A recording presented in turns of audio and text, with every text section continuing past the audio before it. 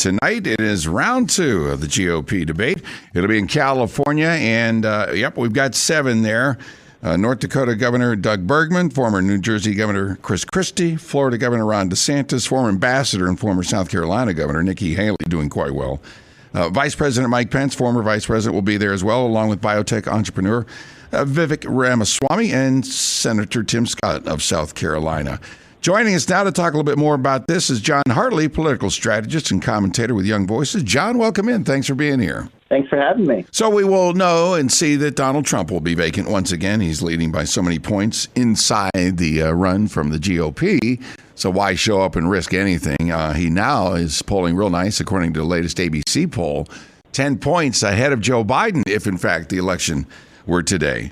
So as this gets underway tonight at 8 o'clock our time, we'll actually have coverage here on our radio station starting at 7.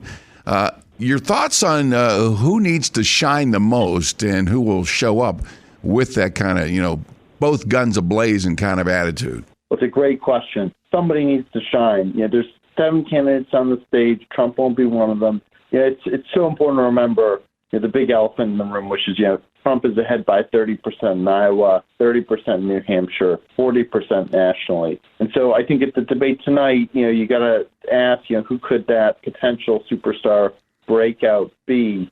Could it be Nikki Haley or Vice President Pence that maybe make some continued gains like they did from the last debate, trying to sort of harness that old sort of Reaganist, fusionist kind of approach? Does Vivek Ramaswamy try to suck up all the oxygen again with his sort of Trump-like populist talk? Does DeSantis try and stage a comeback on his really excellent record in Florida? Those would be the people that I would look to. But there's a really good question right now, which is with this debate, it's with its thresholds, it's narrowed out. Former Arkansas Governor Asa Hutchinson, how quickly these debates can winnow down the field is really going to be key going forward to see if anybody can even come within striking distance of Trump. Yeah, this is a Fox debate tonight. Fox moderators will be handling all the questions, and I think they're going to get real specific as to the 3 main concerns right now with the American voters. Obviously, the economy, the crime, and our immigration and border problems. And they're going to get specific and ask each candidate, I would imagine, to drill down on how you would change it and fix it. The economy's a nightmare, so what are you going to do about the interest rates and the deficit? And the border's a hot mess. What are you going to do about that if, in fact, you're the president? I don't think they're going to let them get away with just big, rhetorical campaign speeches, if you will. You're absolutely right. Certainly at this stage in the primaries, there's an incentive on the part of candidates to be, as broad and non-committal as possible. And so, holding sort of candidates' feet to the fire in terms of specific policy ideas is really important. You're absolutely right. The economy is such a huge central issue.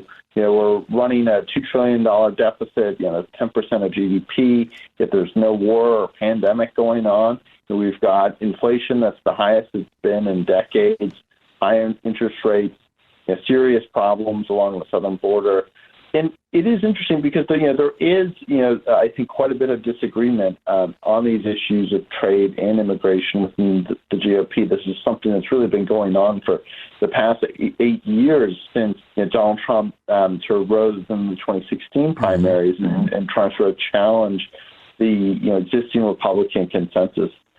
Particularly on these issues of trade and migration. And so, there's a lot of questions, I think, about, the role of not just undocumented immigration or illegal immigration, but also legal immigration.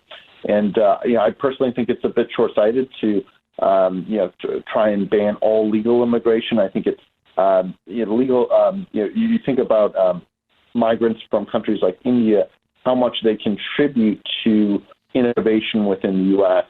They're responsible for a very, very large amount of the patenting that goes on in the U.S. And so you have to ask, if you were to have some sort of a complete ban on legal migration, would that prevent somebody like, say, Steve Jobs' father from coming to the U.S. and would no, I don't think that's John, I don't think that's the issue. We're not talking about legal immigration and the contributions that legal immigrants make. We're talking about illegal. You don't see Indians swimming through the Rio Grande. I mean, that's a completely different. No, you're absolutely right. I guess these are just some of the nuances between, I think, some of the candidates, like the more Reaganist sort of fusionist candidates, like the Nikki Haley's and the Mike Pence's out there, who I think are more warm to increase legal migration, right. More warm to giving undocumented immigrants some sort of legal status, versus sort of the newer sort of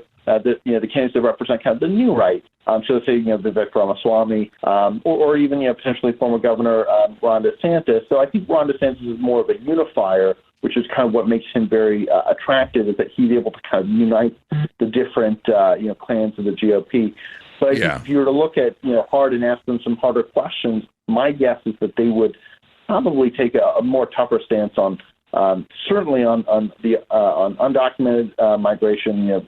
Certainly being more open to mass deportations, and certainly I think all the candidates can agree that the problem needs to be stopped at the source. There has to be. Yeah, I think all these candidates do agree on the policies that need to change, and generally speaking, how to get after it. But I think it's going to come down to specifics and not just general speak about this. And I think Donald Trump doesn't lose anything on the fact that he's not there in these areas, because he's a proven president and has already shown the country that any issue that comes up, he had already handled it. It was all reversed when Joe Biden was in the office and had that executive pen on day one, and went completely the opposite direction of anything that had Trump's name on it. So, yeah, Donald Trump's the proven guy. That's why he leads so well right now in the Republican Party. And I don't think he misses any support from not being there tonight. Will he ever show up? Maybe. We'll see. But tonight we will cover it for you starting at 7 o'clock. The debate actually begins at 8 o'clock from California. Thank you once again, Jon Hartley, for being with me, political strategist with Young Voices.